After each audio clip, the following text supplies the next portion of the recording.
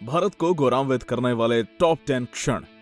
वैसे तो हम सभी अपने भारतीय होने पर गर्व करते हैं, लेकिन कई बार ये देश ही हमें ऐसे अनमोल अवसर दे देता है जिससे हमारा सर गर्व से कह उठता है, वाह रे मेरा इंडिया। इसलिए आज की इस वीडियो में हम आपको बताने वाले हैं भारत के कुछ टॉप 10 प्राउड मोमेंट्स के बारे में। तो बिना और समय गवाए आइए वीडियो शुरू करते हैं। Number 10, Commonwealth games 2010। भारत एक ऐसा देश है जहां क्रिकेट को पूजा जाता है। लोग क्रिकेट को छोड़ किसी दूसरे खेल को उतने इंटरेस्ट के साथ देखते ही नहीं। हालांकि 2010 एक ऐसा साल था जहां सभी इंडियंस कॉमनवेल्थ गेम्स को लेकर एक्साइटेड थे। 1982 एशियन गेम्स के पूरे 18 साल बाद 2010 में इंडिया कॉमनवेल्थ गेम्स होस्ट करने वाला था।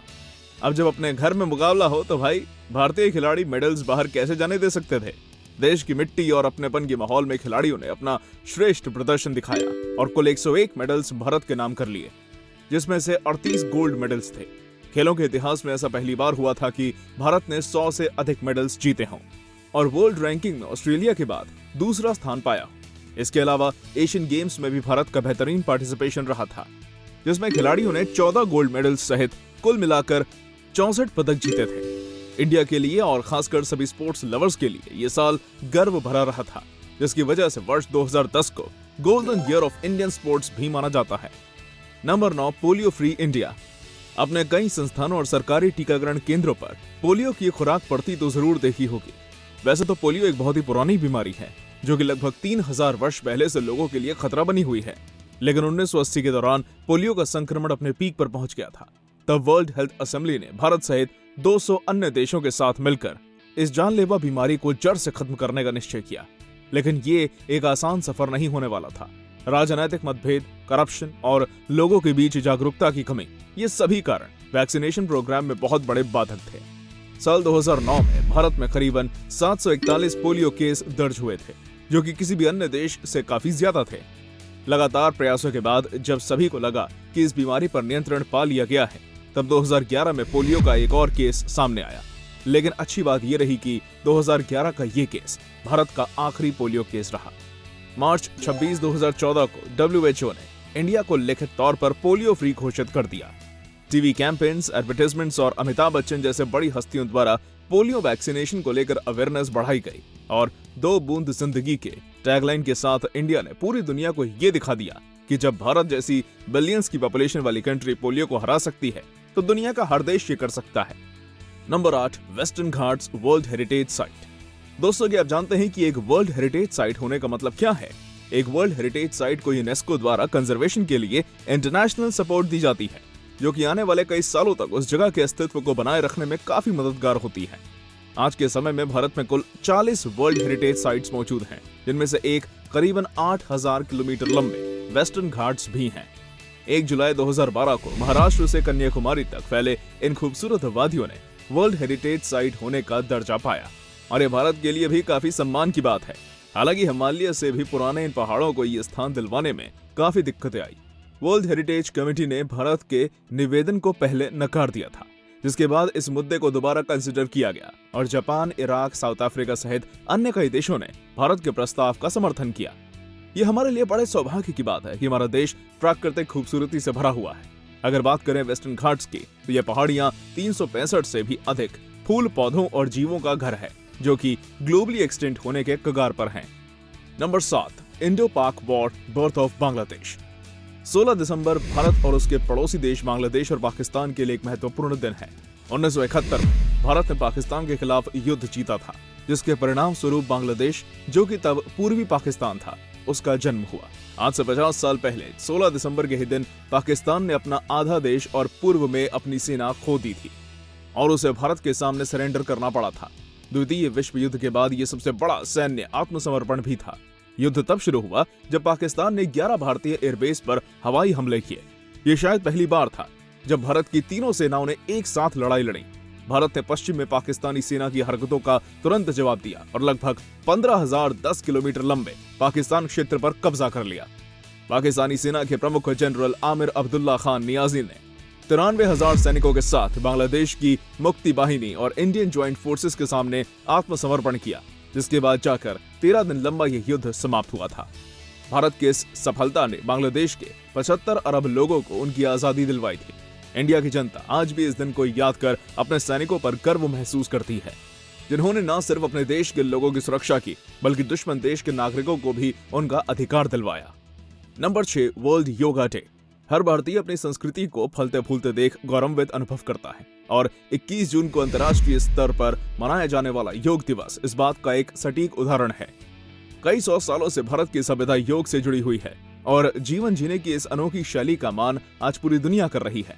दरअसल वर्ल्ड योगा डे के पहले ही विश्व भर के लोग योग को अपना चुके थे, बस जरूरत थी एक पहचान की, जो कि इसे 21 जून 2015 में यूनाइटेड नेशंस जनरल असेंबली द्वारा दिया गया। हालांकि इस हट के सोच का प्रस्ताव हमारे present prime minister Modi ji ने दिया था। आप में से बहुत से लोग ये सोच रहे होंगे कि आखिर 21 जून ही क्यों? तो जिन्होंने ये सुझाव दिया था यानी हमारे देश के प्रधानमंत्री, उन्होंने अपनी बात रखते हुए कहा 21 जून साल का सबसे लंबा दिन होता है जिसे दुनिया भर में अलग अलग वजहों से अच्छा माना जाता है। मोदी जी ने यह भी कहा कि योग भारत के प्राचीन सभ्यता की अनमोल धरोहर है। और फिर क्या था, पूरे विश्व में भारत की संस्कृति का डंका बजा, जहां प्रधानमंत्री ने 21 जून 2015 को राजपथ में 84 देशों के ऑफिशियल्स और 35,000 लोगों के साथ योग के कई आसनों का अभ्यास किया, जिसका लाइव टेलीकास्ट पूरी दुनिया ने देखा और ये बेशक हमारे लिए गर्व की बात है। Number 5, nuclear power.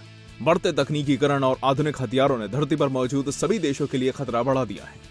ऐसे में किसी भी देश के लिए मॉडर्न वेपन से सशक्त होना बहुत जरूरी हो गया है। 1962 में हुए इंडो चाइना युद्ध और उसके तुरंत बाद 1965 में हुए इंडो पाक युद्ध की वजह से भारत के लिए भी अपने हथियारों और सैन्य ताकत को बढ़ाने का समय आ गया था। अपने नॉर्थ ईस्टर्न और नॉर्थ वेस्टर्न बाउंड्रीज में गढ़ बनाए हुए दुश्मन के डराने के लिए इंडिया को एक ताकतवर और फुल प्रूफ मैकेनिज्म चाहिए था, जिसका उपाय था न्यूक्लियर वेपन्स। 18 मई 1974 में भारत ने बड़े ही छुपे रुस्तम तरीके से राजस्थान के पोखरण में परमाणु परीक्षण किया था और इसके साथ ही भारत दुनिया के एलीट न्यूक्लियर पावर स्टेट्स का एक सक्षम हिस्सेदार बन गया। इस इंसिडेंट से इंस्पायर होकर 2018 में परमाणु नाम की फिल्म भी बनी थी, जिसमें इस परीक्षण में लगी मेहनत को बड़े ही सुंदर तरीके से दर्शाया गया है। ये परीक्षण भारत की सैन्य शक्ति को बढ़ाने की और एक ऐतिहासिक कदम था, जिसने भारत को ग्लोबली एक वेपनाइज्ड देश होने की पहचान दिलवाई थी। Number 4, trillion dollar Indian economy. सैन्य ताकत से पहले किसी भी देश के लिए इकोनॉमिक ग्राउंड पर स्टेबल होना बहुत ही जरूरी होता है और भारत ने बड़ी बखूबी कर दिखाया। इंडिया के पास न केवल एक शक्तिशाली सैन्य बल है बल्कि एक ग्रो एंड एक्सपैंड करती हुई इकोनॉमी भी है। आजादी के बाद से भारत कई आर्थिक संकटों से गुजरा है, हालांकि हमारे देश ने कभी भी अपने इकोनॉमिक स्ट्रेंथ को खोने नहीं दिया।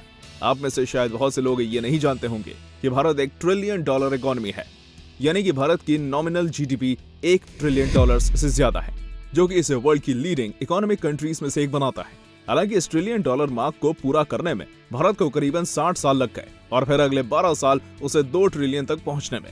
लेकिन 2014 के बाद 5 सालों के अंतराल में ही भारत ने 3 ट्रिलियन के लक्ष्य को पूरा कर दिखाया।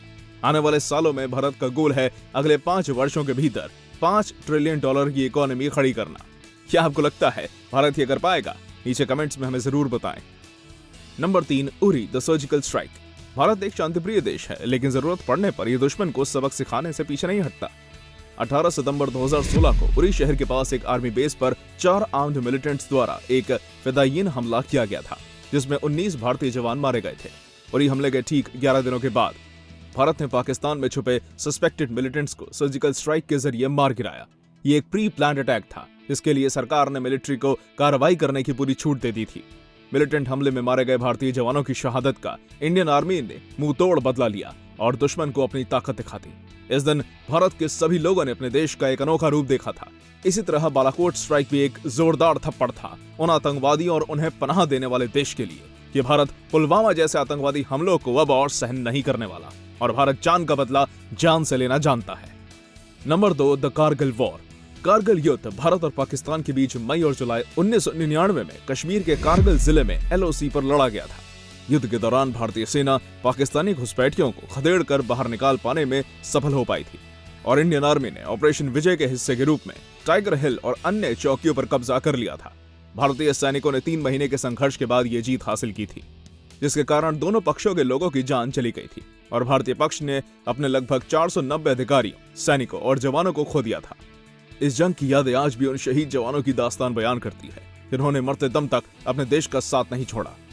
ये जीत हमेशा से भारतीयों के दिल के करीब रही है, इसलिए हर वर्ष पूरा देश 26 जुलाई को कारगिल विजय दिवस मनाता है और कारगिल युद्ध के गौरवान्वित विजय के लिए जवानों का शुक्रिया अदा करता है। Number 1, mission Mangalyaan. भारत के मंगलयान के चर्चे तो पूरे अंतरिक्ष में फैले हुए हैं। भारत के मार्स ऑर्बिटर मिशन स्पेसक्राफ्ट ने 2021 में अपनी कक्षा में 7 अर्थ ईयर्स पूरे कर लिए हैं। वैसे तो इसे केवल 6 महीने तक ही ऑर्बिट में रहने के लिए बनाया गया था, हालांकि अभी भी इसमें 1 दशक तक टिके रहने का पंच बचा है। मंगलयान इसरो का पहला इंटरप्लैनेटरी मिशन था, जिसे 5 नवंबर 2013 को श्रीहरिकोटा स्पेसपोर्ट से लॉन्च किया गया था। ऑर्बिटर 24 सितंबर 2014 को अपने पहले प्रयास में ही मंगल ग्रह की कक्षा में प्रवेश कर गया, जिससे भारत पहला एशियाई देश बन गया जिसने अपने मार्स ऑर्बिटर मिशन को सक्सेसफुली लॉन्च किया और अपने पहले प्रयास में मंगल की कक्षा में प्रवेश करने वाला पहला देश भी बन गया। कई देशों ने भारत की इस उपलब्धि की सराहना की और वो पल देश के लिए एक प्राउड मोमेंट बन गया। इसके साथ ही हमारी आज की वीडियो यहीं खत्म होती है। वीडियो पसंद आई हो तो दोस्तों इसे लाइक करना और शेयर करना मत भूलिएगा, जिससे आपके दोस्तों को भी ऐसी रोमांचक जानकारियां मिलती रहे। ऐसी वीडियोस देखते रहने के लिए आप हमारे चैनल को सब्सक्राइब करना मत भूलिएगा। धन्यवाद।